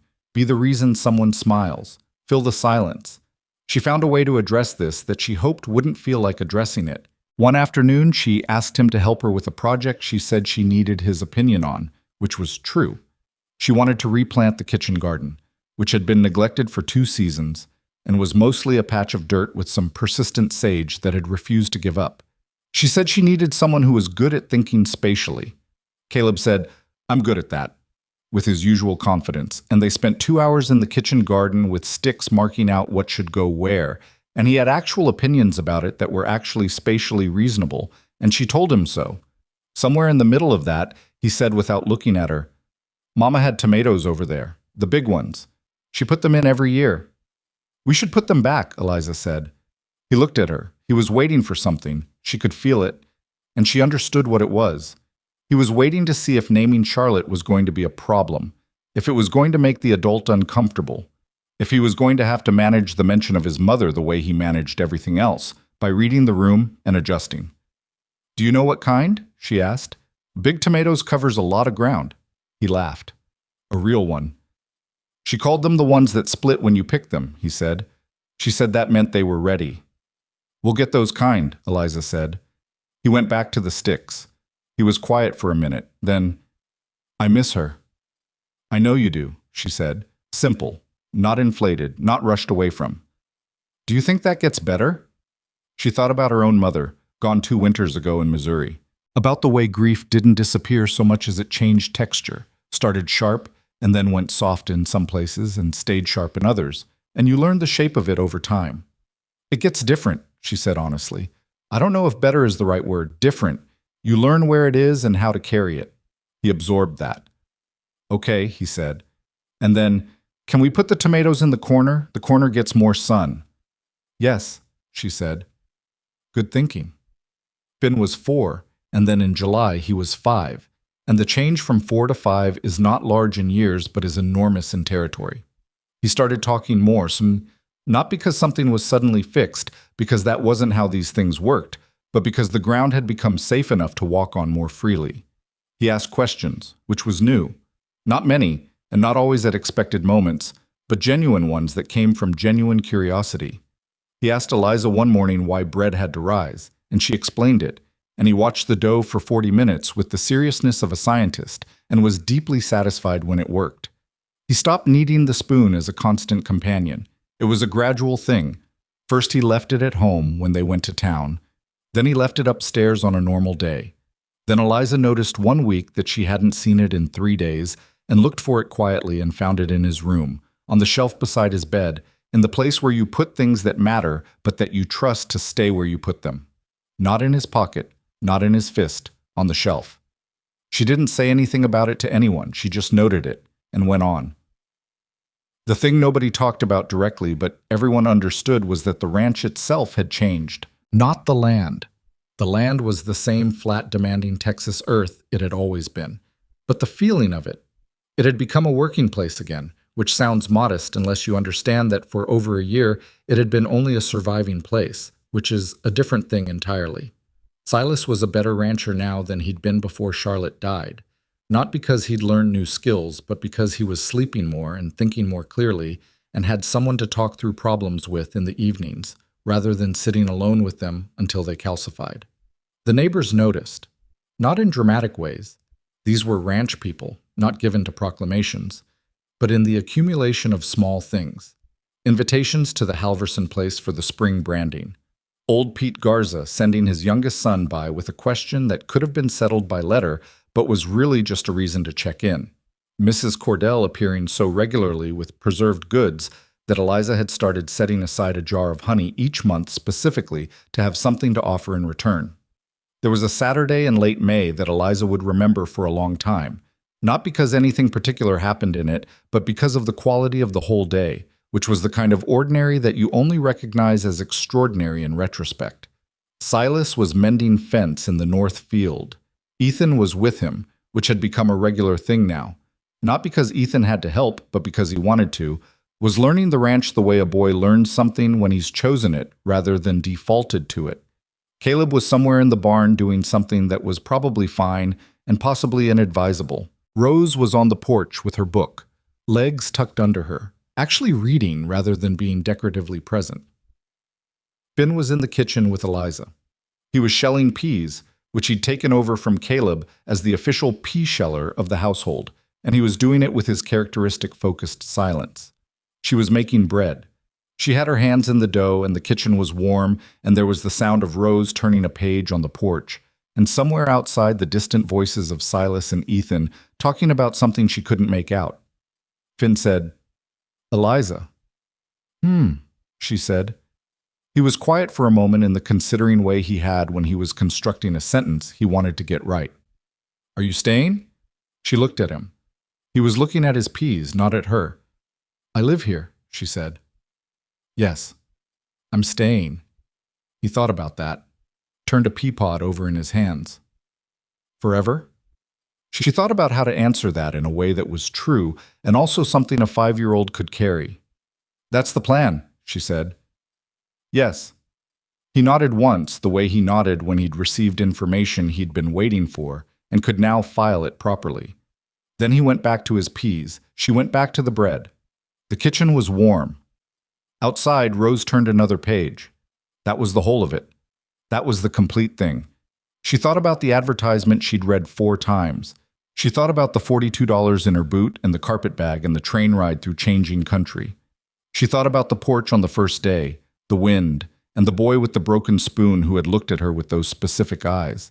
She thought about how she'd come here for work and a place to be, which was the truest thing she'd said in the courtroom, and how both of those things had turned out to be considerably larger than she'd understood when she said them.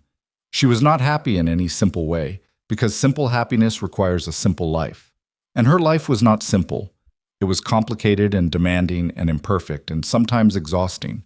She had 4 children who needed different things in different ways at different times, and a husband who was still learning how to let himself need things out loud, and a ranch that was the kind of ongoing negotiation with the earth and the weather and the economy that never fully resolved.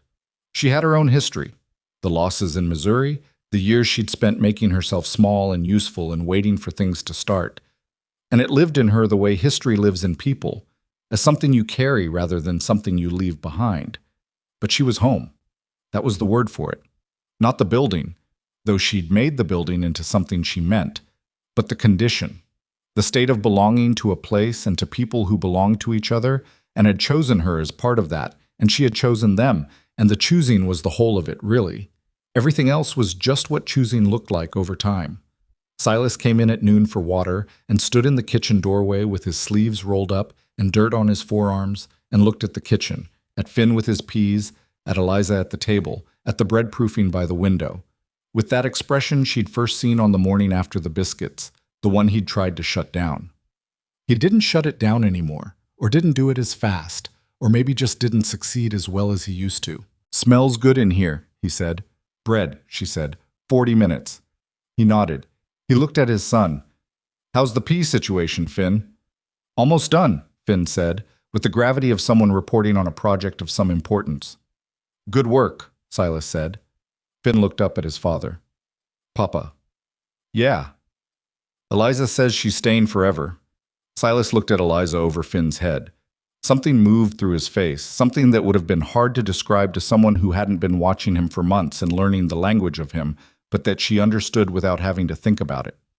"I know," he said. "That was the plan." "Okay," said Finn, and went back to his peas.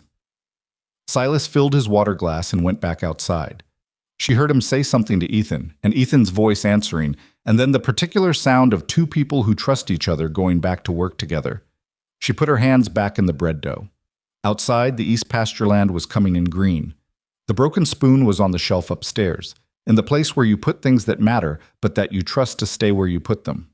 And in the Mercer kitchen, in the warm, imperfect middle of an ordinary May morning, Eliza Mercer, was exactly where she'd never planned to be and could not now imagine being anywhere else.